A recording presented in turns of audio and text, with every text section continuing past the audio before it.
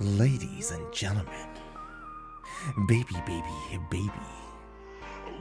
again, you started this stream thinking that this is a pre-recorded intro. And every time I have to come here and tell you that it's not. While you're waiting for the stream to start. Baby. I want to tell you a fun fact about classical guitar players. That is, that all classical players average an IQ of 32. And this is when, most people average at around 95, 100 or something, okay? They're not doing well. And now that you've heard this lovely fun fact, give me a couple of minutes till we get the stream started, okay?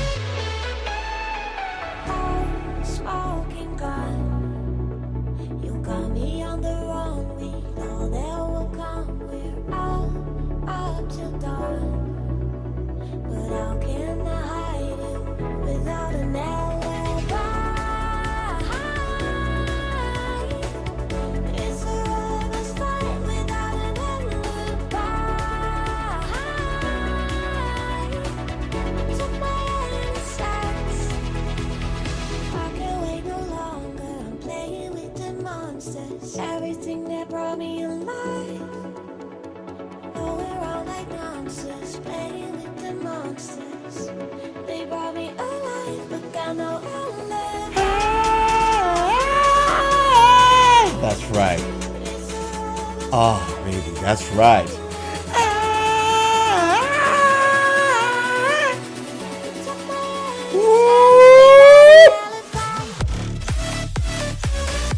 what I'm talking about.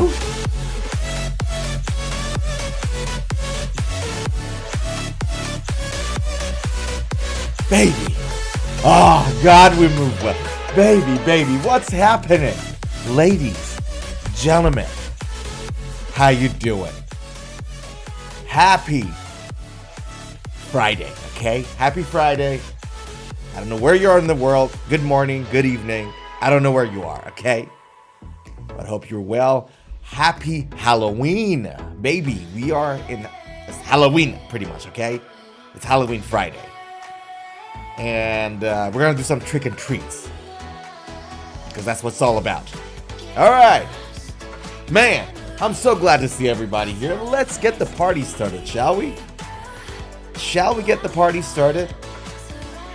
Oh, my goodness. Let's go. Let's go. Oh, boy, oh, boy, oh, boy. Guys, I got to tell you something. We've got one heck of a docket for you today. A heck of a docket. And docket means like items of discussion on the stream, okay? We got a hell of a docket today, and I'm going to take you through it. And boy, oh boy, there are some new and cool guitar releases out there that I can't tell you about. I can't wait to tell you about. Right.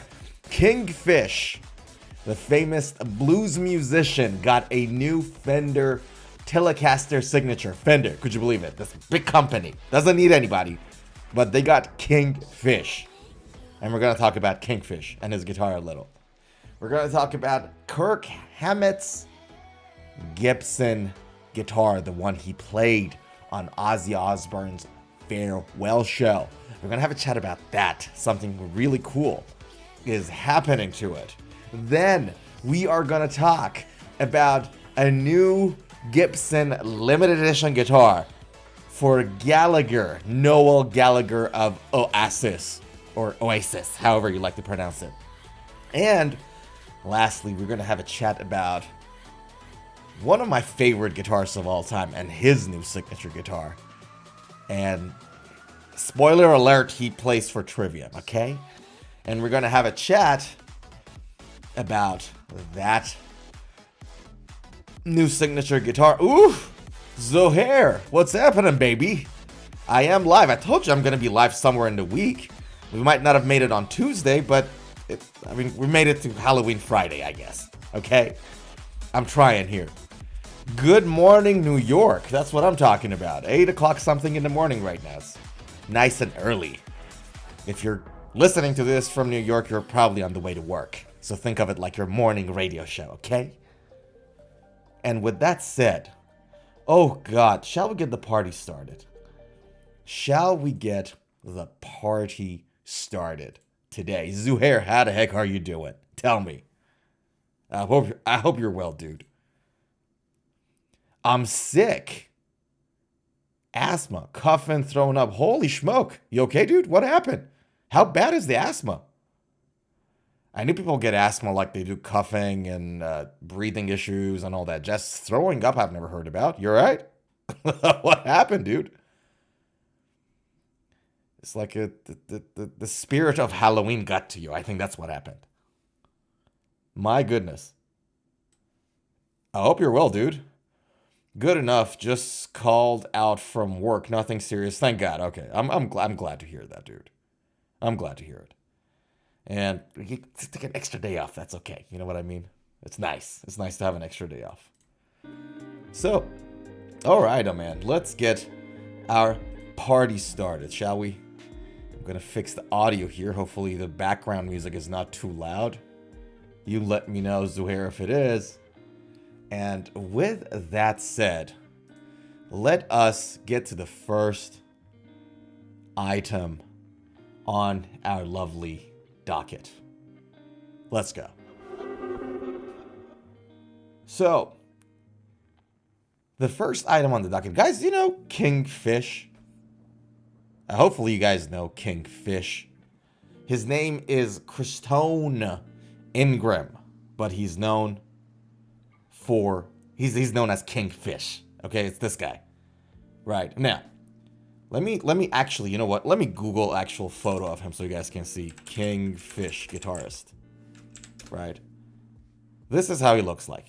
Just so you guys do, if you're not familiar with his face, this is him. Okay? This is Kingfish. Now, before we go and talk about his guitar and all that, okay? Before we even get to that, I have a question. Talking about Kingfish. And the question I have is, if Kingfish, okay, was an actual fish, I'll ask it again. If Kingfish was an actual fish, what kind of fish would he be? I think that's a legit question. I think that's a very valid and a logical question. And if you ever never thought about this question, I think you're at fault here. I don't know what to say. I think it's a very crucial question for us to answer. What kind of fish would Kingfish be? Right? Would he be if he was a fish, would he be like an actual kingfish? Right? Would he be a koi fish? I think that's an interesting proposition. Would he be a stonefish? And I think the stonefish is like a really good candidate here. I don't know about you guys, but I think it would have been really appropriate if he called himself Stonefish. Like, and there's a lot of like famous bands and musicians that have stone in their name, like Rolling Stones or Stone Sour. Like, stone is a cool word. Ladies and gentlemen, don't underestimate the coolness and the power of the word stone. I think if Kingfish was actually a fish, he would be a stonefish. I think that's probably the strongest contender we have here. So I'd be keen to hear your thoughts. In fact, we might as well put a poll in there on YouTube. What do you guys think? Maybe we should do a poll. Hold on, let me go to my... how do you do a poll on YouTube? Engage with your audience. Start a poll. Okay, there we go. If Kingfish was actually a fish, what fish would he be? And then the first one is koi fish. The second one is kingfish. And the third option is stonefish. Okay, we are going to start this poll. Ladies and gentlemen, you can join this poll if you want and engage in it. I think we're asking the right questions here. That's my opinion. Regardless, let's talk about the guitar now. I think that's a good time. So, the article starts with this. I didn't get the whole Telecaster movement, says Chris Stone. I mean, he landed his second Telecaster signature with Fender, and Fender doesn't really, like... You guys understand, Fender and Gibson are too big to need artists, right? And their brand is old school, right? Their brand is conservation of the cool stuff in the 50s. That's what their brand is, right? Out of all companies, they are the least to need an artist. With that said, that's how good Kingfish actually is, jokes aside. Like, he lands the second Fender signature guitar. That's something. Anyways. Kingfish is one of the most celebrated next-gen blues players. He's really good, by the way. If you haven't heard of his work, I highly encourage everybody to go and listen to Kingfish. He just landed his second signature guitar, a new-look Delta Day version of his original Telecaster Deluxe, although Kingfish now has two signature series to his name. His love affair with Fender's iconic single cut wasn't exactly a smooth sailing at the start. Speaking to Fender about the launch of his latest signature, he explained why he disliked the model at first, and then what got him to change his heart.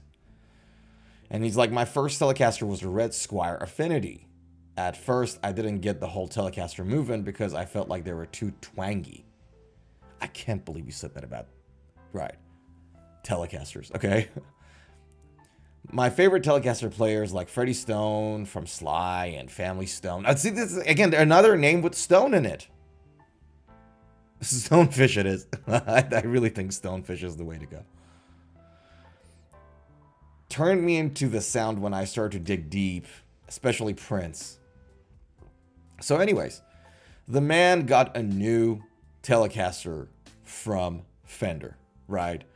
And this is that old so this is like the original Telecaster signature of his. And it's, I mean, it's okay, you know. It's called the finish is called the Mississippi Night finish. They have his custom humbucker pickups in it, and it's, you know, rosewood fingerboard, alder body, and it's you know, it's as Telecaster as it gets, plus his, you know, signature pickups, I guess, and a couple other specs. So check this out: alder body, gloss urethane body finish, so no nitro, by the way. And then, funny enough, the website repeats the word body alder twice. So body is alder, but body material is also alder. Thanks, Fender. We got that. Custom Kingfish humbuckers on the pickups, and, you know, 3-way pickup toggle, and, you know, volume 1, volume 2, tone 1, tone 2, basically. So very, not really Telecaster there, to be honest, I gotta say. And the thing too, by the way, the pick guard too. The pick guard is like more like a Meteora style of pick guard, not so much a Telecaster pick guard. Now, where are we? I don't even care about the bridge and all that jazz. Where's the neck? Neck was the fun part about this. We'll get to it, I guess. Adjustomatic with anchor tailpiece is the bridge. Nickel chrome hardware, vintage style strap buttons, 4-bolt serialized neck plate, dual wing string trees, you know, Fender vintage style tuning machines, you know, meh.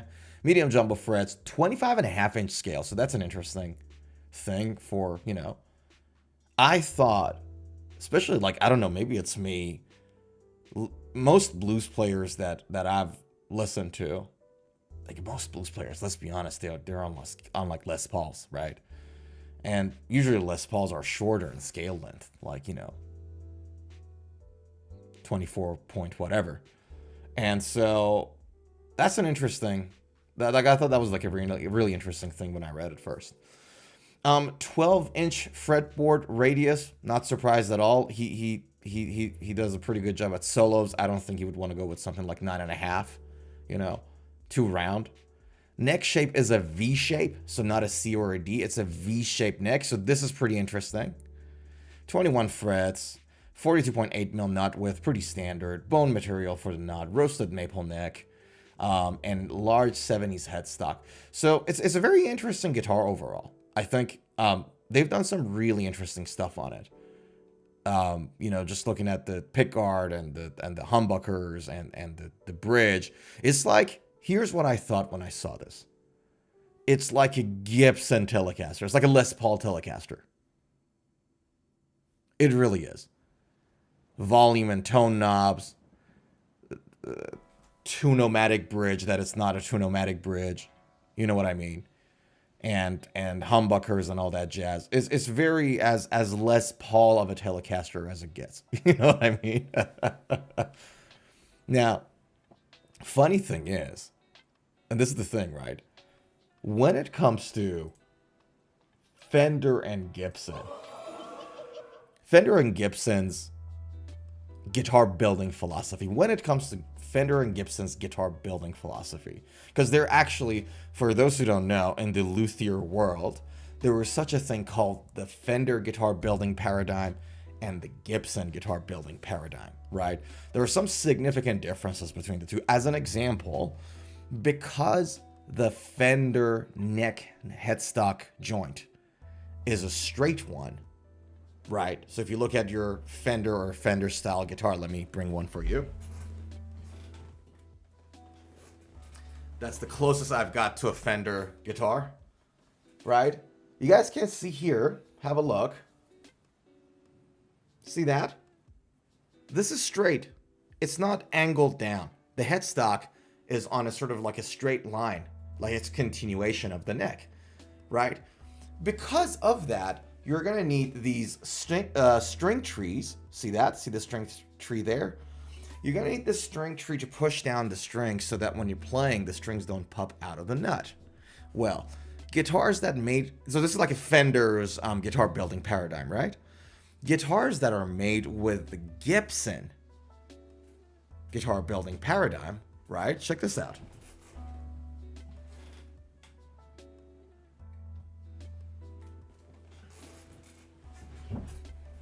See how the headstock has an angle? The headstock here is not straight. It has an angle, right? And basically what that angle does, it pushes the strings down on the nut here. So maybe put this here so you guys can see, right? Oops, here we go. It pushes the strings down here. It gives them an angle like that, so that when you're playing the guitar, the strings don't pop out of the nut again. But because that angle is there, you no longer need the string trees. That, incidentally, that angle, that excessive angle in some Gibson guitars, is one of the main reasons why Gibson headstocks break a lot of time. That's why Gibson Les Pauls are notorious, or Gibsons in general are notorious for having their headstocks broken during like travel or whatever, during playing or all that jazz, right? That's why that happens, because of that angle, right? Now, this is an LTD guitar. This is an ESP LTD. This is not a Gibson guitar. I don't have a Gibson at home right now, right? But one of the things you can do to sort of rectify that, you guys see this heel? I'll bring it maybe closer to camera. See this bump down here? Right? That bump, that extra piece of wood, is right under where the guitar headstock gets angled. And what it does, that extra piece of wood, it reinforces that joint, that location on the guitar neck, so that it's less likely to break, despite the fact that you angle it a little. Does that make sense? So, and it's not just that, by the way. So this is just one of the many differences between Fender's guitar building paradigm and the Gibson. Another one, for example, is kind of the same thing, this time at the neck body joint. So if you look at a Les Paul, the neck and the body joint has an angle. Fender ones are straight. And the reason Gibson did it that way was that when you're holding your guitar and you're playing it, that a little bit of extra angle is going to make the guitar more ergonomic. Like, and there's so many of these, and there's so many differences. Like, it's fascinating. If you guys are interested, you can read about it. I'll tell you more about it on the streams as we go. But there are like different guitar building paradigms, philosophies, like, right? From the OGs, right? Because if you think about it, you know, Fender and Gibson are like the Coke and Pepsi of the guitar industry, right? So that's the thing about it. Anyways, give me a second, guys. Hold on. I just lost my chat. I think I just lost my chat here. Give me 1 segundo. Zuhair, I know you're there, but I can't, for some reason, see. Hold on. Give me 1 second. I have to bring my chat back in. Ah, this is just when the discussion was getting interessante. There we go. All right. So yeah, these are like the differences between Fender guitar building paradigm and the Gibson guitar building paradigm. And so this is the thing that makes this Telecaster so interesting. Because, you know, this is like as Gibson-y, Les Paul-y as a Fender Telecaster can get. See that? Yeah. Zuhair says, I didn't get how the angle leads to them breaking more often. However, interesting. Yeah, I see the bump like a camel's hump upside down. Yeah, a camel's hump is a good way to put it. The reason they break is because you got an angle, and the guitar string puts tension on it, right? It literally puts tension on it. And so then if that joint is not strong enough, or if the angle is too steep, it's going to result with the guitar breaking, with like it getting, you know, during travel, getting hit somewhere over time. That's why. Right. You know what I mean? Now, funny enough, scarf joints overall, because when you have a scarf joint, you get to sort of angle your headstock, neck headstock joint a little. Scarf joints on their own are actually more stable and more sturdy than, say, just one piece neck headstock joint. But that's basically the reason why those headstock, one of the main reasons why those headstocks break. And there's ways around it. You can make the angle a little milder. You know, don't go all the way to like 3-4 degrees. The second thing you can do about it is that bump that you saw, Zuhair. You can add some extra reinforcements there. There are things like that you can do to play around with it. And plus, like these days, man, if you look at luthiers, multiple piece necks on the guitar, carbon rod reinforcements in there, add walnuts, some like really tight, tough wood in the mix. So there's ways around it. It's not the end of the world. And it's not like that every Gibson headstock breaks, but the reason why they're notorious for that angled design, right, of the headstock with the strings going through it puts a lot of tension on the neck, on that joint. And that's the reason why. So yeah, very interesting Telecaster.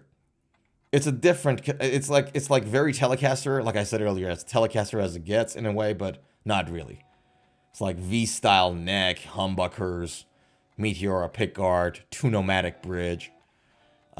Very, very interesting. And it makes sense, right? Like most of our blues heroes, they were on Les Paul, so it kind of makes sense to make this Telecaster, the Kingfish Telecaster, as Les Paul as possible. Now, I said all of this to tell you that, well, this is the old signature guitar. The new one looks like this.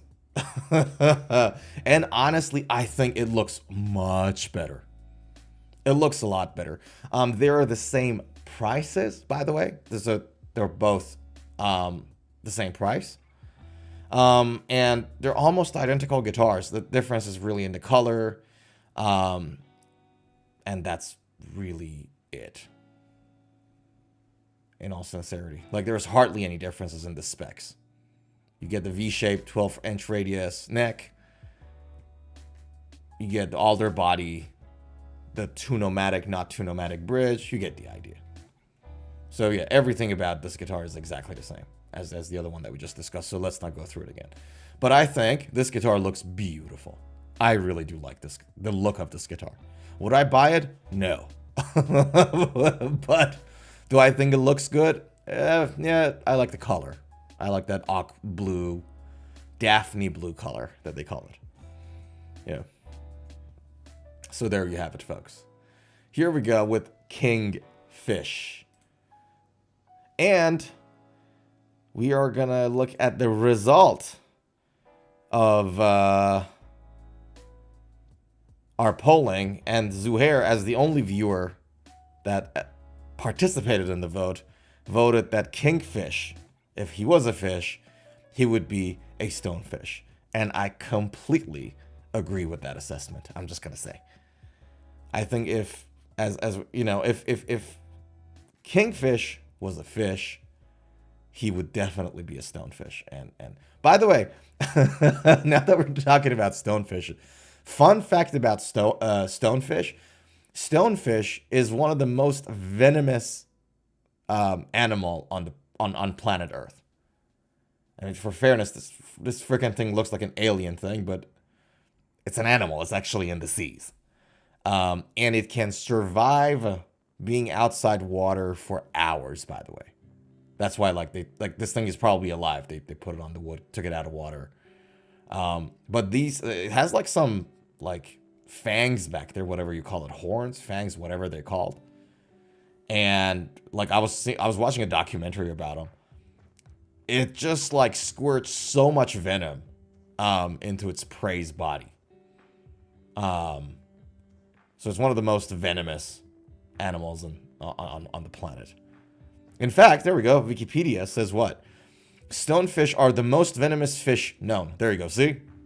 I'm giving you all the accurate information here. So, Kingfish doesn't look like a toxic guy. Kingfish looks like a really gentle, kind of a person. Maybe not in this photo, but in this photo, he looks very approachable. Here he is with his signature guitar, by the way. And here he is with Les Pauls, as you would expect a blues player. But yeah, he doesn't look toxic. He seems like a nice guy. But this thing is pretty toxic. So, putting it out there.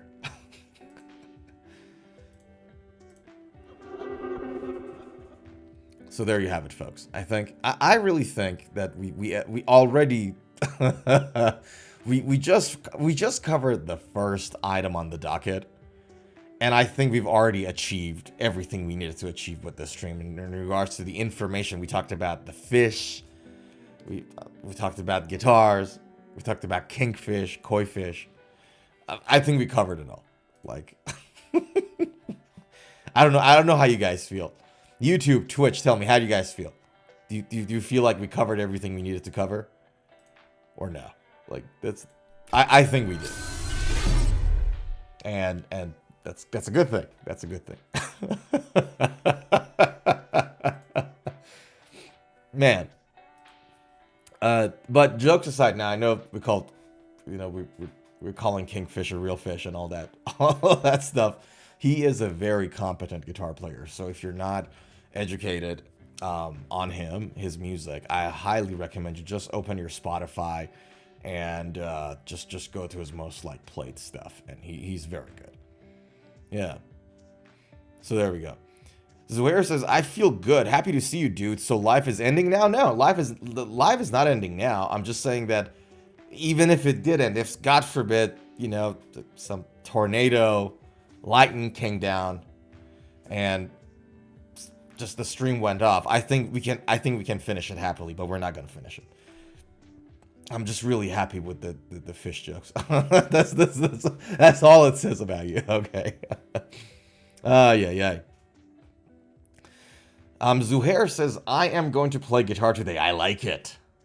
We like that. We like that a lot. In fact, you should do more of it. I like it. But there's more. Zuhair says, I'm going to play guitar today and might go to return this PS5.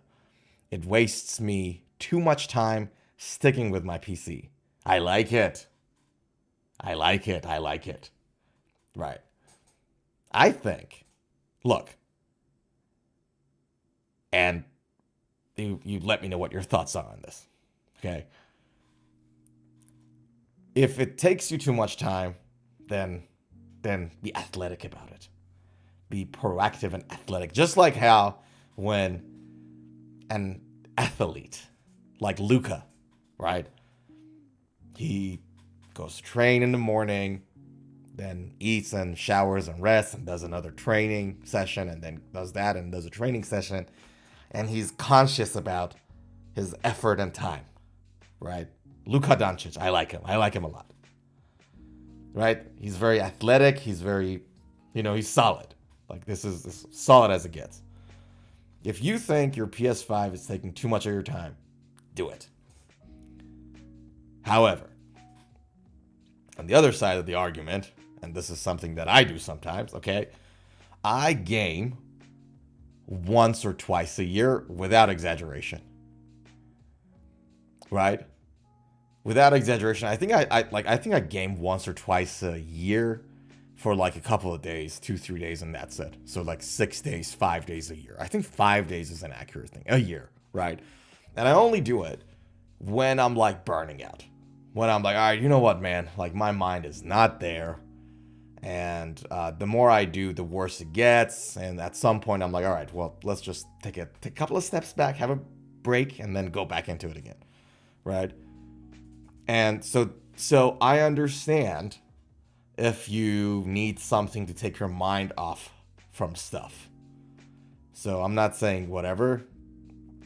You know, do what you want with your PS. So I'm not telling you one way or the other. I'm just saying that I understand that people at times, you know, once in a while, you need to take your mind off stuff, right? And that's good. But if it takes too much of your time, then you want to be athletic about it. This is where it says Luka Doncic. He plays for Los Angeles Lakers. You don't know Luka? I'll show you. I'll show you Luka. Hold on. We brought him in from Dallas Mavericks. Dallas Mavericks was dumb enough to let him go, and we got him. Okay? Here you go. That is Luka Doncic. So, that. Yeah. Once or twice a year. That's amazing. It's just entertainment doesn't give us anything else. Yeah, look, entertainment is a good thing. Don't underestimate the power in it. As guitar players, like if we play guitar and songs for somebody, like, you know, jam with friends, busk out on the street, on a live stream, you bring your hot chicks home, you want to play some romantic songs before you get hot and heavy, right? We're entertainers. We become entertainers in a way, right? Musicians are entertainers, actors are entertainers. So don't underestimate the power of entertainment. It's important. And it's great. It's a great tool to, you know, keep your mind off from stuff. Laugh, comedy. Oh, God, I love comedy. I love stand-up comedy. Andrew Schultz's specials are so good. And I brought up Andrew Schultz because I know you're from New York. Okay. But yeah. Where do I game? I game on PC, yeah. I don't have, like, I just got PC. I don't have, like, a PS5 or whatever. I don't know. I'd never liked console. I'll be honest with you. I was never a console guy. I tried it. It doesn't work with me. It's keyboard and mouse is Keyboard and mouse is the way to go. Not keyboard and mouth. Like keyboard and mouse is the way to go for me. Thanks for advice, but no, all good, my guy. All good. I get it, dude. I get it. And you work 2 jobs. Like, I understand the grind, you know. I have 70, 80 hour commitments, so I get it. I get it, my guy. You got to keep your mind off from stuff sometimes. Now, with that said, do you guys know Cesar? And by Cesar, I don't mean Julius Caesar or Caesar salad, okay? I mean Cesar Guekian. Do you guys know him? Cesar Guekian is an Armenian-American guy, just like Kim Kardashian, or Dan Bilzerian, or Serge Tankian, or Darren Malikian. Holy shit, why is it all the Armenians have Ian at the end of their surname? Anyways, so the point is, Cesar Guekian is the CEO of Gibson Guitars. Okay? Now, he has this special edition guitars that he does himself. And he's done only 4 of them so far, 4 or 5 of them so far. I could be wrong, but like very few, right? I think 5, but I could be wrong. And when he builds that guitar, the headstock of the guitar will say CEO and the number of the guitar. Kirk Hammett played with CEO4, the 4th guitar that Cesar Guekian, the CEO of Gibson, made. It's an SG Moonburst guitar, and Kirk showed it off at Black Sabbath's farewell show in Birmingham, England. Okay? Now, why did I bring this up? And if you guys joined some of the older streams when we talked about that farewell tour, farewell performance rather, farewell show, I told you guys that the whole purpose of this guitar was for it to go to auction, and then they use the proceeding of that, the whatever money they get out of it, for charity, which is, I think, is a noble thing. And Cesar built this guitar, put his name on it. Kirk played it at the last Aussie show, and then obviously this goes right for auction. It's going to sell for a lot of money. Right. Now, Kirk is putting about 150 guitars from his collection out to auction. And that I thought was a really cool thing. Because this guitar is like, has so much story behind it now. Because the thing is, right, the thing that makes guitars expensive is not like super expensive. I'm not talking 10,000 guitar, which is freaking expensive. I'm talking about $500,000, right? Which is like Kirk Hammett's Greenie Les Paul is more than $500,000 right now, right? But the thing that, one of the things, like, there's so much that material can take the price up. Like, there's only so much it can go. And then after a certain point, really the story of that guitar is the thing that is the selling point. It's the story. We love stories as human beings. And I think this guitar has a really cool story behind it now. You know, last Sabbath, Ozzy Osbourne show, the last Osbourne show, Kirk Hammett played it. Cesar made it. And it's a very unique looking Moonburst SG Gibson guitar. It's like an awesome combination. Would you guys agree? Yeah. How many guitars does Kirk even have? Oh, he has hundreds. I think like he has like garages and storages of electric guitars.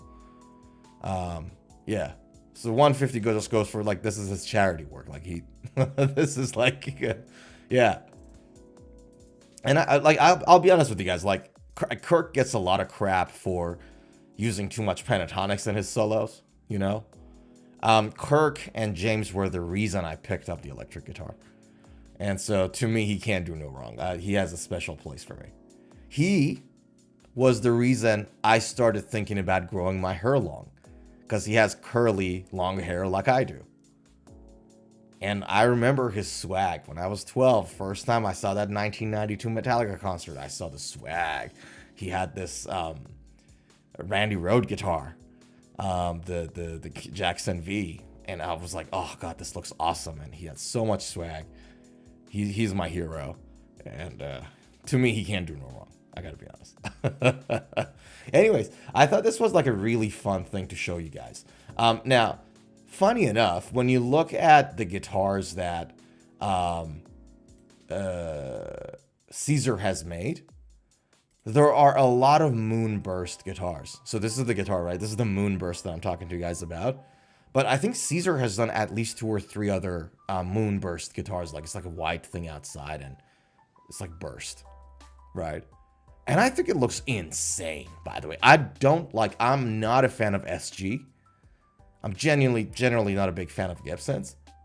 But I gotta tell you, this color combination here, like the wood and the staining and the burst looks awesome. It just looks insane. Whereas this kind of looks dirty but cool enough at the same time. Yeah, like it. I get your point. Yeah, it kind of does look like dirty, like bad paint job. I get your point. To me, it looks awesome. I just love this. And this is the headstock, CEO4, which he took a photo of and sent it to Kirk, and Kirk just said yes. Right. And that's Cesar's 4th build. Yeah. It looks so good.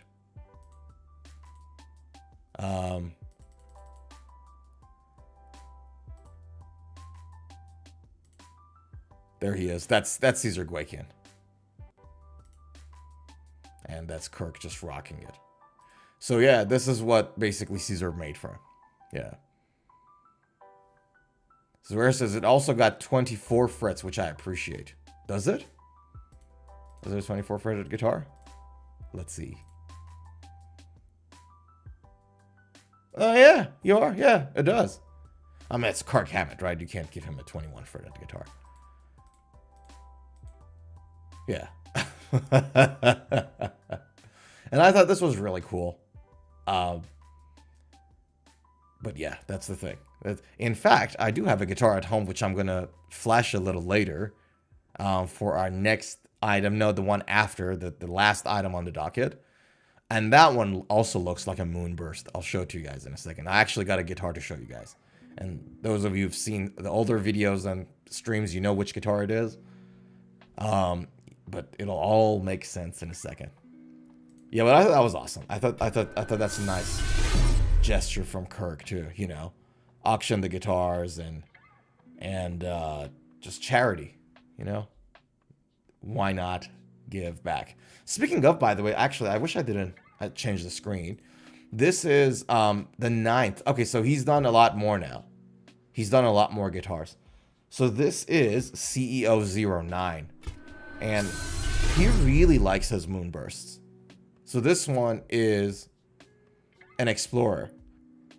And it's also a Moonburst. Or a very similar concept. Look at that. He really likes that staining. And again, I love it. It looks awesome. It really does. And that's CEO9. Yeah, so he's done a few now since then. Gibson, do epic shit. Yeah. So I thought that was like a very awesome thing to do. Anyways, man, I'm gonna just a quick break, and I just wanted to say something.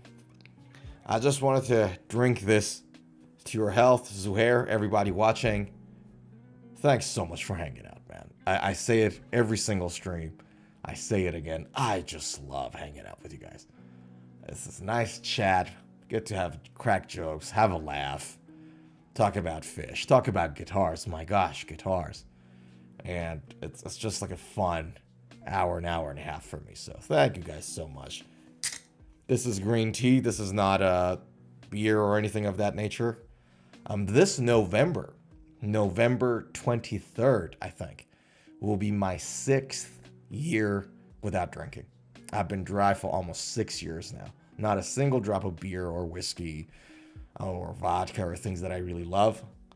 I've been dry for almost 6 years. This is green tea. To your health, guys. Thank you so much for hanging out.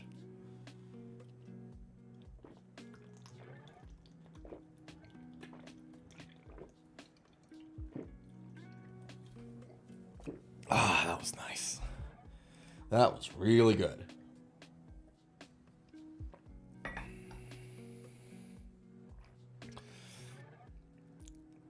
Zoer says, we defer, not my thing. The looks, oh, you don't like the Moonburst? The guitar is amazing, of course. But you don't like the color? Yeah, fair enough, dude. Can I tell you something?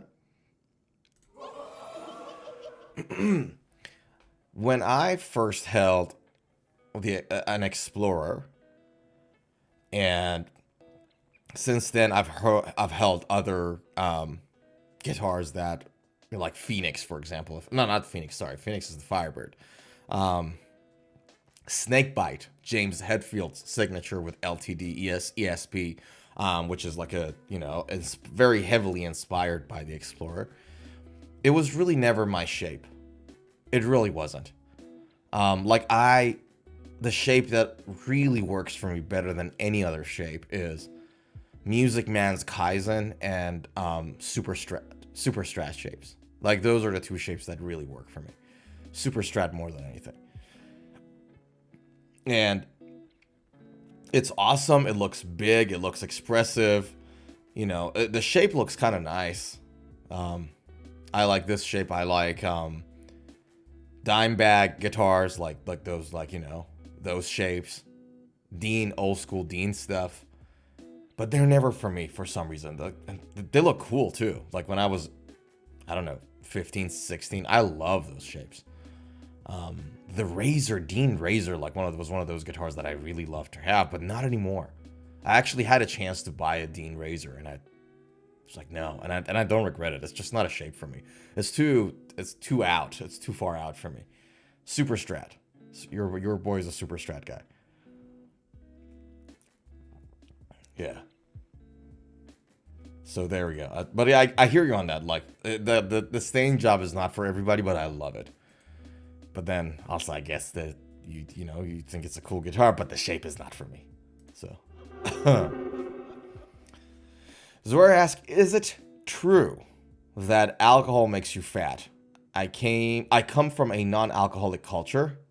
South Asian Muslim, but I'm not religious. I only had German beer a couple of times in my life, and it was amazing. Really? Okay. Well, I'm glad you like the German beer is iconic, right? Like they got their own style of beer and everything. Just like how the Irish have stouts, right? So German beer is pretty good. It's good stuff. Is it true that it makes you fat? It is true that it's high in calories. And so if you drink in moderation, if you are careful, if you work out, then no, it doesn't.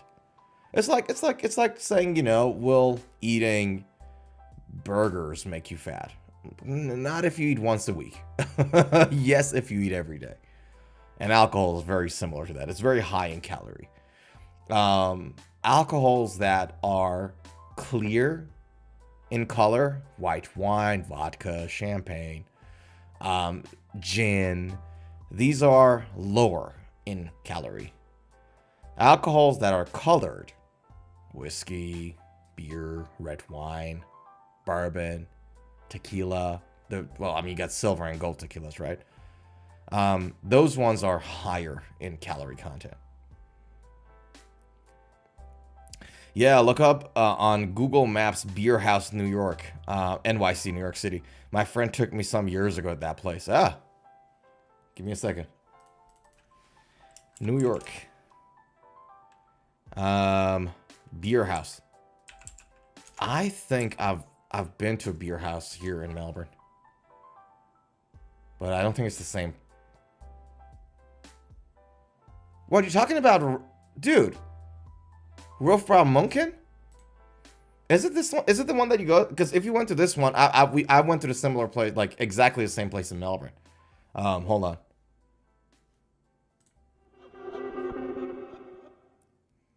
Is this the place? On 712 Avenue? No, it's 712 3rd Avenue. Yeah, this is on 3rd Avenue. So yeah, 712 3rd Avenue. That's where it is. Yeah. Dude. Yeah, we went to, we've got, I think, a similar beer house here. There's like a few of them. There's like a whole chain of them. Yeah. Same decoration too. Same decorations, DJs and screens and all that jazz. Yeah, you smarty pants. Yeah, it's on 3rd Avenue. Damn. So good, isn't it? Ah, man, I don't know if you had like German sausages or and all that jazz, but I love it there. In fact, I might as well go this weekend just to say hi and have something to eat. I wonder if that's what inns on the roadside are like in Melbourne, wooden tables and mugs. Ah, that's a really good point. That's a really good point. If they are not now, I would guess that at some point they were. Like, this thing didn't come out of nowhere. Like, at some point, I think, like, that's where the inspiration came from. So you're actually right. I think that probably the old school European German inns, like, that's how they looked like. Yeah, that's a really good point you brought up, eh? And look at that, like, for example, you could see, like, in some of the decorations, like, if you look at other restaurant images, hold on. Right? They got all, like, barrels and everything else. Like, surely this is inspired from old school inns. So you have a great point, actually. I think you're right. Yeah. Isn't that interesting? It looks awesome. I love that vibe, man. Holy moly. So yeah, there we go. There we go. Now, let us jump to the next item on the docket, shall we? Because I think the next one is the one that really stabs me in the heart. That's what I know. Okay. Actually, let me just go back for a second.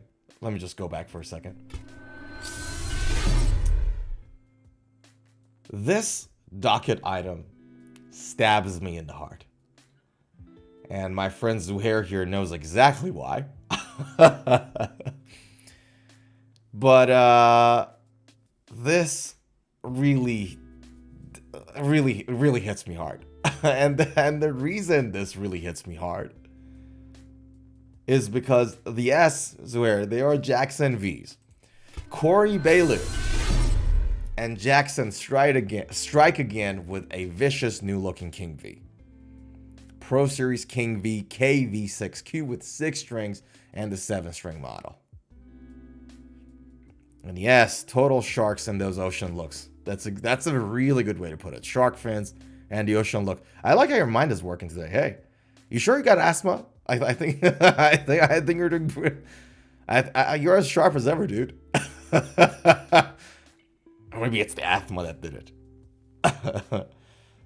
But anyways, it does not get any more metal than this. A thunderous update in Jackson's signature series with Corey Beaulieu, the ongoing collab between the metal guitar maker, Jackson, bought by Fender. I didn't have to say that. Trivium's lead guitarist has resulted in 2 models that, in terms of specs and looks, offer some of the most aggressive and high gain features. And they are right, by the way. As an owner of a Corey Beaulieu signature guitar, I can confirm that yes, it's very high gain and very aggressive in sound. So, they've been collaborating for a while. He requested Corey, Trivium's lead guitarist, presents 2 new models from Jackson's signature roster, this time in the mid-range price category and based on the Pro Series. And this is how this guitar looks like. Now, the Seymour Duncan Corey Beaulieu Democles signature pickups are sort of the new feature here. So Corey Beaulieu, for a very, very long time, was playing with Seymour Duncan blackouts, active Seymour Duncan blackouts. And the Corey Beaulieu Democles doesn't sound that crazily different to Seymour Duncan blackouts.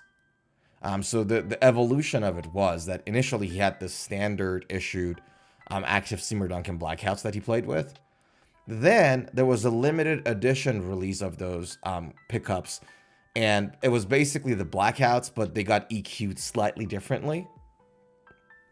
But it was still sold under the name Blackout because it was a blackout in every which way. It's just like it got low end got a little tighter, right?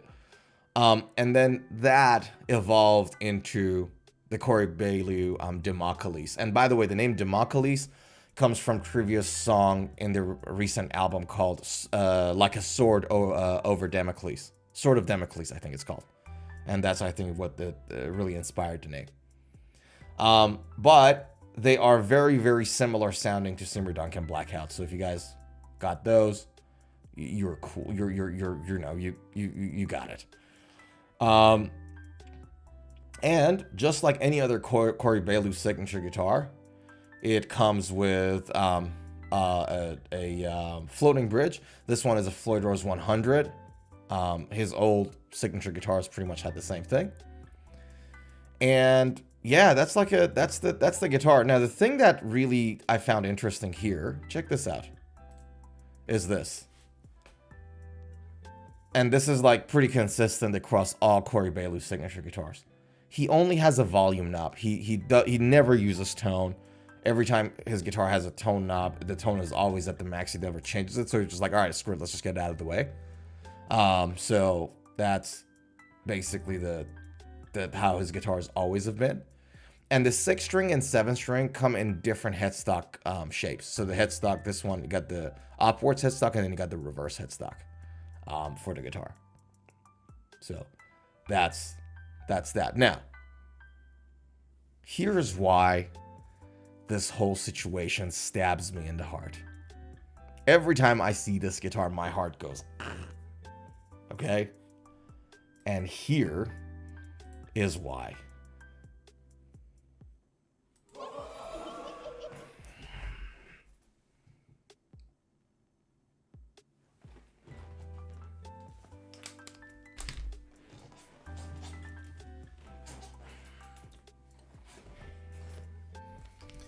This, ladies and gentlemen, is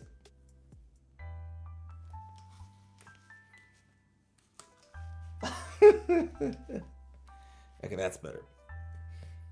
This is the Corey Beaulieu signature guitar. The standard one, like before this. And if you don't know why I am so in pain with these guitars and why I'll never buy another Jackson guitar ever again, you can only refer to this video that I posted on my channel, in which I said Jackson guitars fatal flaw and how to fix it. I am done with Jackson guitars. And I really am done with Jackson guitars. This was the first and the last Jackson guitar I'll ever buy, despite the fact that I'm a fan of Corey Beaulieu's, and Trivium in general. I was so disappointed with this guitar. And I had to do some fixes on it. Check that video out. You guys can see the details. And I'll give you a lot of tips in that video about how to fix some of those issues at home with like basic Amazon purchased cheap like tools. Now it's good. Now it's working. Now I like it. But it wasn't like this when I bought it firsthand from one of the not so local guitar stores. Right? Now, if you guys recall when we were talking about the Kirk Hammett guitar, the Moonburst, I said I have something similar at home. This is the guitar I was referring to. Zuhair says, oh, yours is also a Corey Beaulieu signature? Yes. Yeah. In fact, you can see the Trivium logo at the headstock. See that? Yeah. And this is, I think, very similar to Moonburst. Very, very similar. Like it is a Moonburst for all intents and purposes. And I really dig that color. I like the color white. I'm a fan of that. Like you know, the shirt I'm wearing, my carpet, you get the idea. So anywho, this is the guitar, and the thing for me was like, because I love Corey Beaulieu's playing, and he's an awesome guy, and I was like really keen to buy his signature guitar, and I was so excited, and it came to me with like issues and all that jazz. So yeah, you got to see that video to get the story of that. But yeah, check that video out, you guys, for those who are interested to see what happened and what we did. Check this video out. You'll know exactly why this guitar stabs my heart. All right, now give me a second.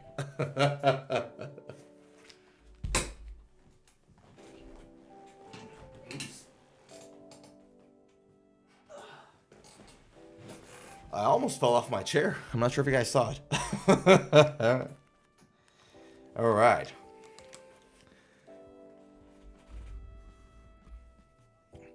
Emma from Twitch says, hey, my headset are not working at the moment, so can you type in chat, by the way, how are you? And I am going to type, hi, Emma. I'm good. How are you? I'm speaking right now, so might not be able to chat much. Good to see you. Fix the headphones, okay? Do it. Now, talking about Corey Beaulieu's signature, this is basically what we're talking about.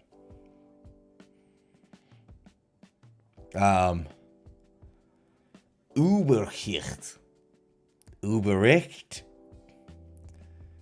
Why does it say Überrecht here? And then goes English after is beyond me. But that's the guitar.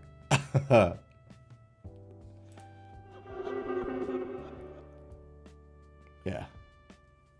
So there we go. That's like insane, man. Way overpriced. Oh, you bet. I was so disappointed, dude. Anything you say about it being overpriced, not worth it, annoying, anything but ugly or like bad sounding, I'm totally on board. Yeah. So there you go. That is the guitar that really, really broke my heart.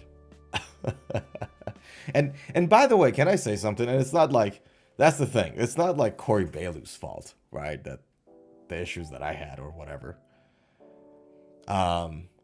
Corey's a cool guy. But, you know, it's what happens when your company gets bought by investors. Zuhair says, Übersicht is overview. Ah, is it German? It sounds German. Because like German's like ich. It's like a lot of ich in German.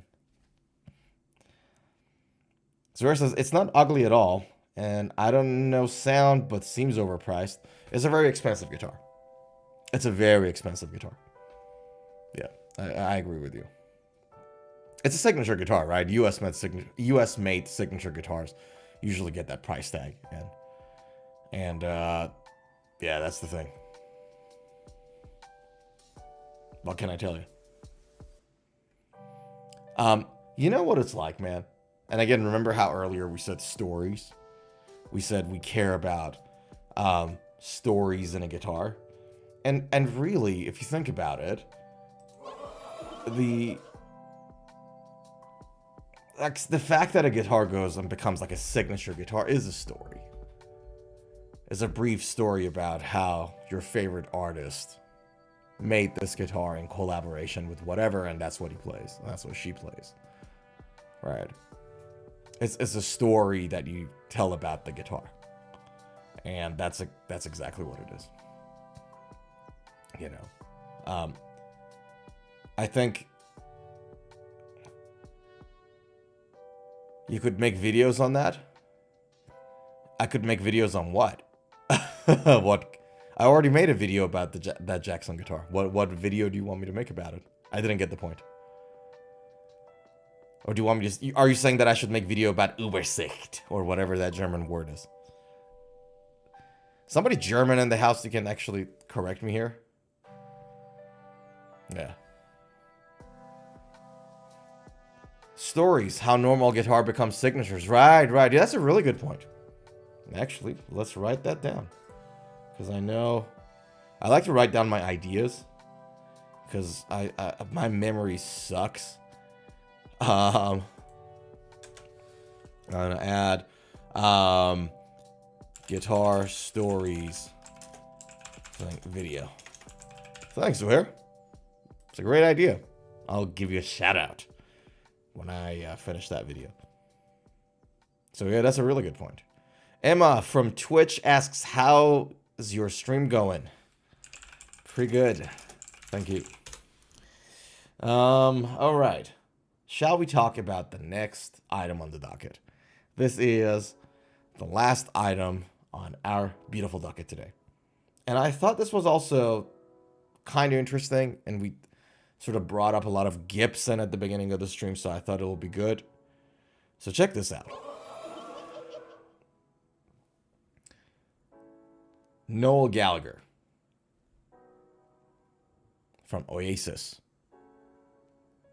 had a signature guitar created by Murphy Labs Custom Shop for him.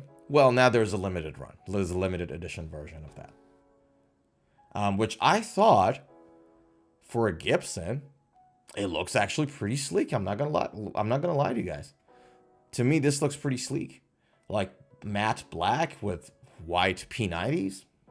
I dig that. That looks nice. With like golden sides. I forgot the technical name for it, so I'm just gonna call it sides. But you get the idea. Right? Nevertheless, Noel Gallegher got a new Les Paul. He's been busy working with Gibson, and this new Noel Gallegher Les Paul Standard is the result of a whole summer of Oasis gigs. We saw him try out a P90 loaded Les Paul Standard for the Live 25 tour, and now a standard production version of this guitar is available. However, it is another limited run, not a regular production run. It has the usual solid mahogany body with a maple top, Les Paul, pretty standard, rosewood fretboard, 22 medium jumbo frets, and a slim taper is the word I was trying to think about. Slim taper profile mahogany neck. All pretty standard stuff, and it comes finished in an ebony nitrocellulose. Yes, we like that. Nitrocellulose finish.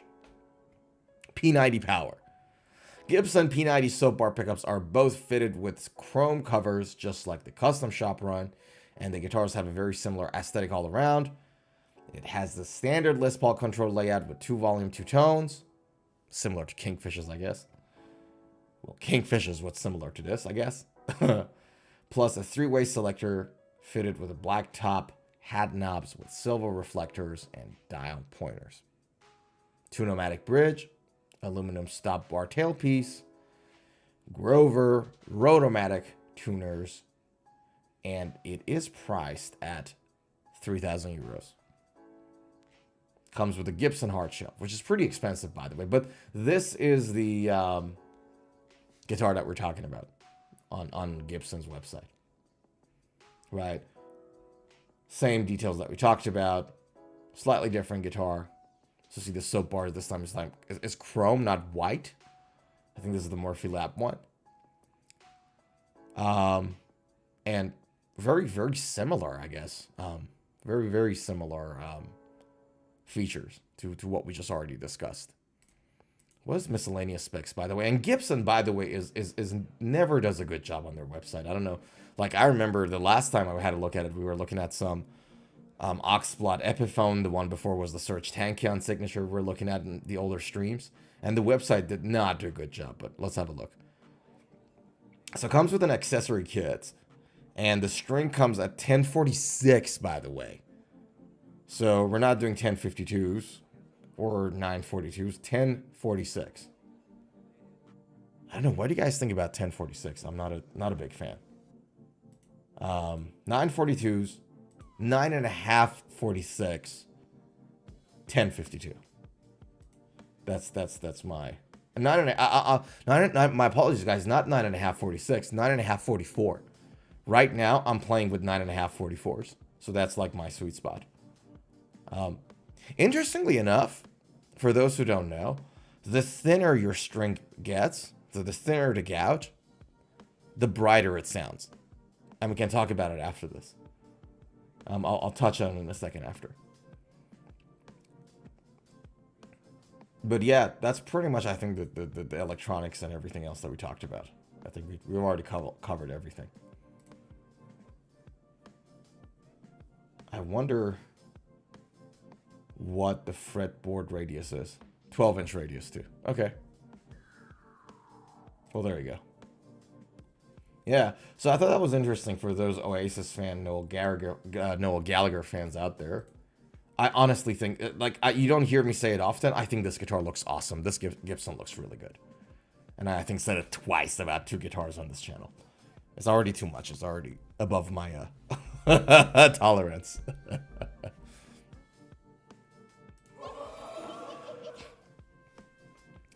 Zuhair asks, can single coils be replaced with humbuckers? Yeah, they can. It's just that it's a routing question, right? If the guitar doesn't have the space for it. It really is a routing question, right? So ultimately, you just have to reroute the guitar. So that means drilling, making the holes in it bigger, pulling the electronics out, setting up new electronics. It is possible. It's just not a neat solution. Yeah. Just not a neat solution at all. Usually, like, personally, I was never a fan of routing guitars. Like, if you want to, if you need to, you know, buy a guitar that is a single coil and then turn it into a humbucker, like, I don't know. That's not something I would personally do, but it is possible, yeah. So there's this like, I don't know the technical term of that particular drill, but there's this like, it's similar to a CNC machine. It's like a top-down drill that rotates. It's like some sort of a CNC, I guess. But basically you put it in, it's like a drill there, and you route the guitar and you make those holes a little bigger and all that. And so that you can basically just increase the size, the pickup slots, and then pull all the electronics out, put some new electronics back in, and you're good. I hear P90s are amazing, but I don't want 2 single coil pickups. Look, P90s are amazing for those who like P90 sounds. Right?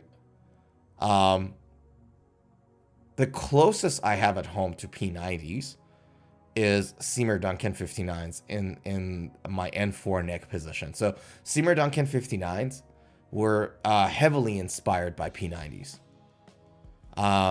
So the whole point of it was to get that same rich, creamy, humbucker-ishy sound, right?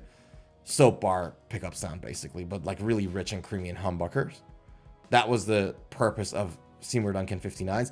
And obviously, it's been 3 decades since it came out, and or however long it is, and it's still going strong, right? It's an awesome pickup. So if you want to try something like a humbucker that sounds P90-ish, check out Seymour Duncan 59s. I highly recommend it. I have on 2 guitars, and I adore that sound. It's my favorite neck pickup sound, like by miles. But ultimately, here's the thing with sound, man. It's so subjective.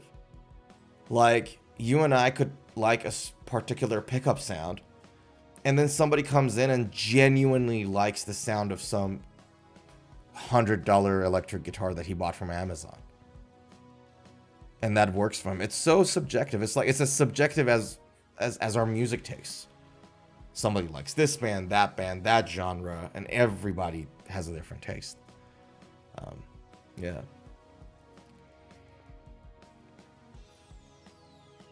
I was talking about the sleek black Les Paul. You saw my question later. That's what you're talking about, right? That's the one with P90s. That's what got the whole P90 discussion started, no? Yeah. Yeah, that's what I was talking about. So this has P90s on it. See that? P90 power. Yeah.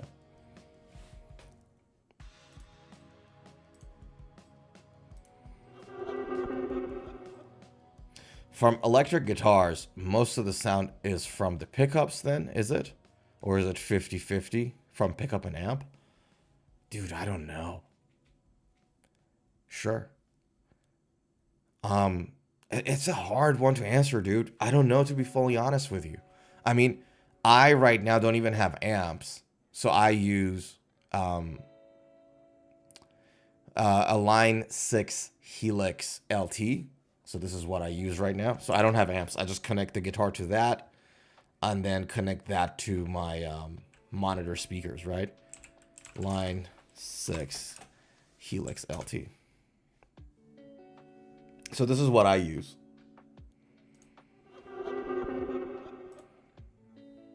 This is what I have at home. So I have a distortion pedal called Tomness Deluxe.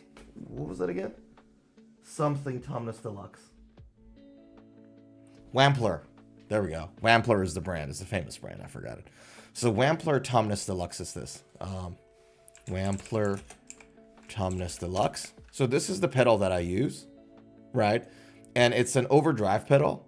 My apologies. It's a distortion pedal. So I connect the guitar to this, and I connect this then to my Line 6 Helix, and then that goes directly to my speakers. And the only reason that I use this is not to actually add distortion. What I do is that the gain is almost at 0, so it's like tiny bit of gain. The volume is neutral. Mid and treble are also neutral. the bass is just a tad down. So the only reason I use this pedal is to tighten my low end. Is to tighten the low end of my guitar tone, because I use a lot of distortion and I get a lot of djenty sounds. So I like a tight low end, tight and strong low end. That's why I use it. Otherwise, I don't even have an amp. And now, so the thing is that when you have a unit like a Line 6 Helix with like god loads of effects and whatever not, it has a preset on it called Meyer-ish. And no matter what guitar you plug into, right? No matter what guitar you're using, you plug it into that, go to the Meyer-ish, and it sounds like a Silver Sky. It sounds like a single coil Silver Sky Strat-shaped guitar. It has the same twang. It is, because it's like they literally made it sound like John Mayer's guitars. No matter what guitar you're plugging into. So with the presence of these multi-effects and VSTs and all that jazz, how much does the pickup of your guitar really matter anymore? I don't know the answer to that question. I just think it's less than before. Before, it used to be guitar directly go to maybe some pedals, but a lot of times it's like more direct to amp, right? Back in good old days. So then it mattered a lot more. And now, I don't know. I think really now, it just comes down to how well it captures the frequencies. And not how then it translates it into sound. It's just like whether it gets everything and then puts it into this beast of machine, and then that just made it sound like whatever. Yeah. Might get the multi-effect pedal. Are you happy having this as a substitute for the amp? No amp pedal. I love it. Yes, I'm happy. Like, I'm not going back. This is so comfortable to use, so fun to use. Has everything you need in it. And it sounds extremely realistic. It's undistinguishably accurate. Like, I don't notice a difference. It hardly has any latencies. And I don't notice any difference between the sound of this and a real amp, like a tube amp. Yeah. If you decided to buy it, it's very pricey. It's about $1,000. But if you ever decided to go for something like this, I'd wholeheartedly recommend it. Yeah. Elhias on Twitch says hello. Hello, Elhias. How are you? Hope you're well. Yeah. And the thing is, like, and I had a chat when I bought this unit from the music store here. The guy that one of the guys that was working there that came to sort of help me out and consult me and all that jazz. He was a touring guitarist himself. So he like worked at that music store part-time when he's in town. And he gigs with exactly this. So Line 6 Helix LT is like a more compact version, but it also has it's called the Floor, I think. Oops. It's called Line 6 Helix Floor. There we go. So this is the Floor, and the only difference between this and the LT is that it has some extra screens on top of each of these buttons. Right? Otherwise, in terms of the DSP, exactly the same compute. In terms of sound realism, exactly the same sound realism as the LT. So there's no difference between the two whatsoever in terms of sound quality and presets and all that jazz. It just has some extra LED screens that kind of help you out, I guess. But it's much bigger in size. And when I was having a chat with the guy about it, you know, I'm like, dude, I don't even know why. If the sound quality is exactly the same, why the heck would I cough out a few $100s more and buy the big one? I don't even like something that big in my room. And he's like, dude, I gig and I use the small one. You don't need the big one. It's color coded already. Like, you don't need those extra LEDs and extra weight and all that jazz. Yeah. People gig with lifestyle like this, never knew. Dude, people like if a gigging musician, because it's like most guitarists are broke, right? Full-time guitarists, most of them are not doing that well, right? This is like a luxury thing for a lot of them. You'll be surprised of how many gigging musicians gig with something not as good as this. Part of it is like financial, right? But also another part of it is that if you are an up-and-coming gigging musician and you drive your own car or some old, drive around from city to another to do like a $50 gig or whatever, not, the last thing you want is you finishing your gig or, and going to a restaurant to have some food and then somebody coming in, breaking the glass of your guitar and then take this stuff.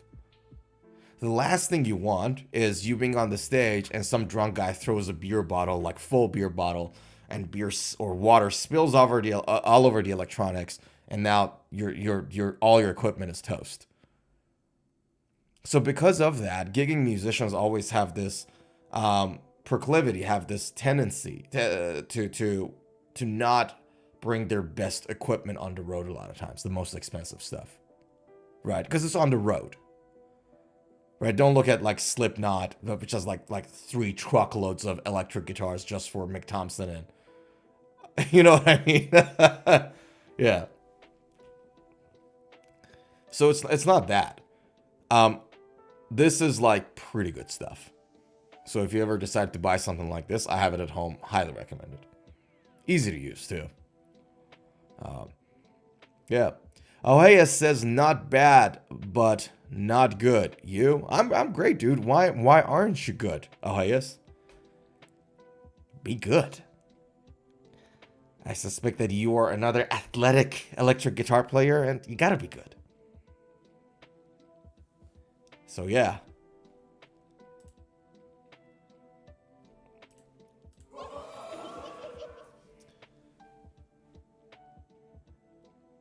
Zuhair asked, people get with the live with these stuff never knew and just uses cabinet speakers. Not even cabinet speakers, dude. So with smaller venues, so sometimes yes, so bigger musicians, bigger artists got, take their cabinets with them on tour. But like if you're gigging in a smaller venue, the stage is small, so you don't have room for extra cabinets. So you might have to bring your own cabinets, yes. You'll be surprised how many times the guitar goes to like a multi-effects unit like that and then goes directly to any PA speakers that venue might have if the stage is too small.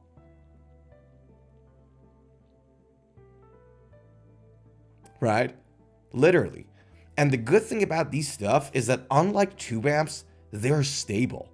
No matter where you go, which venue you go, how much humidity, how much heat, what's the temperature, what's the climate in that city that you go to, or the venue that you go to, or whatever not, because it's the same unit going around and just get connected to the different PA speakers in that venue, or maybe your own cabinet.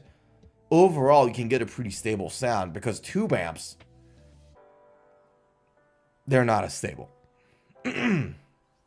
So it's a convenient thing. You literally put it in inside a knapsack, put the knapsack on, grab your guitar, you're good. You know what I mean? Ahayas says, because I'm bored just sitting on a chair. Ahayas, I have a recommendation for you, if I may.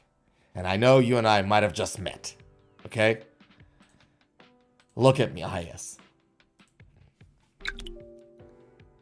I have a recommendation for you. Okay? It's a recommendation. You don't have to take it. You can take it, you can leave it. Okay? My question, first of all, is do you play electric guitars? Do you play electric guitars? And no matter what your answer to that question is, because if you play electric guitars, that's good. If you don't play electric guitars, we're going to make you play. So it might look like you have a choice in that. It's a question, you have a choice. You don't. Okay? You don't have a choice. Sounds democratic, it really isn't. Okay? Now, if you play electric guitar and you're just starting out, or you want to learn how to play the electric guitar, check this out. we have a completely free beginner guitar course that we're building right now. Oh, hey, it says, sorry, I didn't listen to what you said. Can you say it again? Unbelievable, this guy. The problem is that I don't have a guitar. The problem is that that's not the problem. Oasis says the problem is I don't play guitar, and the problem is that I don't have a guitar. That's where you're wrong, my brother, my sister. I don't know who you are. That was unnecessary a little, but that's not a problem. Do you know why? Because the free beginners course that we have, and it's full videos, it's completely free. Brother, okay, I got you. I got you here. The course that we're building right now, and it's for free, it's full videos. The aim of that is to get someone who doesn't even have a guitar. We teach them how to buy your first guitar. Give you advice on where to buy it from, what to buy, and how can you save money. We like that. Right? And then play your first chord. So check this out. This is the music theory, right? But check this out. So this is the introduction. We're building it up all right. And then we have how to buy your first electric guitar. See this? Video 2. And it goes for 18 minutes. It's full videos. It's not like, oh, you know what? Like, I'll give you like 2 minutes of information and then everything else behind a paywall. It is a real free beginner's course for free on YouTube. Right? And just go and check it out. So that even if you don't have a guitar, you don't have any excuses. And that's my charming face, by the way. That's my toxic masculinity face. What a frame pause, by the way. What a way to pause the frame. I gotta be honest with you guys. Zuhair says Japanese samurai special move. Like, bro, Japanese samurai special face. Look at that. Hold on, let me see if I can replicate it. Give me a second, hold on. Let's see. What am I doing there?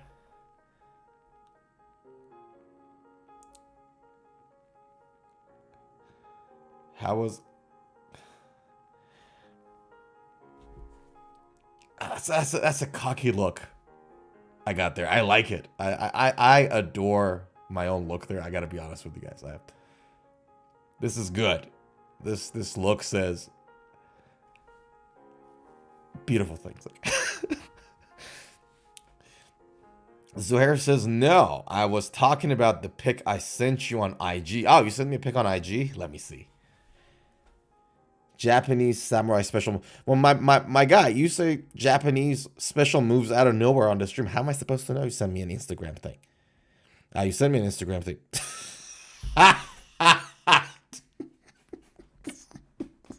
For God's sake. You screenshotted that?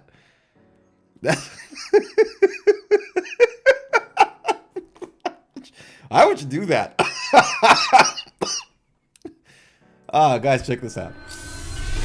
This is what Zuhair sent me. This is where I was explaining the CNC machine, I think.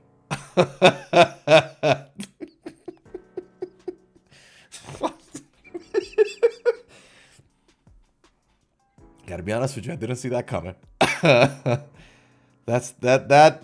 Okay, for fairness, this does look like the samurai karate chops. Yeah, I get it. I gotta give you that one. Yeah, now you see it. Yes. Thanks, Zuhair.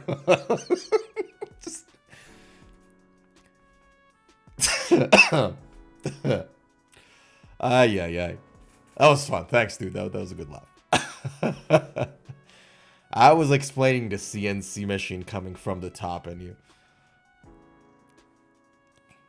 just completely took it out of context, didn't you? So yeah, there you have it, folks. And guys, I think I am going to slowly call it a day. Because I think we've been on for about, how long have we been? We're about an hour and a half. And I gotta do things, okay? Gotta go and practice my guitar. there's like a whole bunch of them sitting there looking at me, and I look at them back, and I'm embarrassed because I got to start practicing. But with that said, Cesar says, I'm going to take care, Sorenzo. Be safe, play guitar. You too, my guy. Hopefully you can recover from that asthma thing, dude. That's can get annoying. But good news is you got the whole day to play guitar, so that's a good thing. Take a good care of yourself. And with that said, everybody else on Twitch, Oasis, on YouTube, everybody else, Zuhair, all others, guys, thank you so damn much for hanging out one more time again. Thanks for the laughs. Thanks for the talks. To your health, guys. Take a good care of yourself. I think I posted a short video today. Check it out. It's like about what got me to pick up the guitar. And we got whole bunch of videos, like in 3 or 4 videos already, in the pipe, ready to go. And if not there, if not in the videos, I'll see you on the next stream on Saturday night US time, Sunday morning Australian Japan time. Guys, take a good care of yourself. Play your guitar. Remember, only one life. That's all we get. Only one dance, man. We ain't getting any longer. We are getting longer, I guess. I get longer. But we're not getting any younger. Is what I'm trying to say. So cherish the second. How good is that for a goodbye message? Baby. Woo! Guys, happy Halloween. Take care of yourself. Play guitar.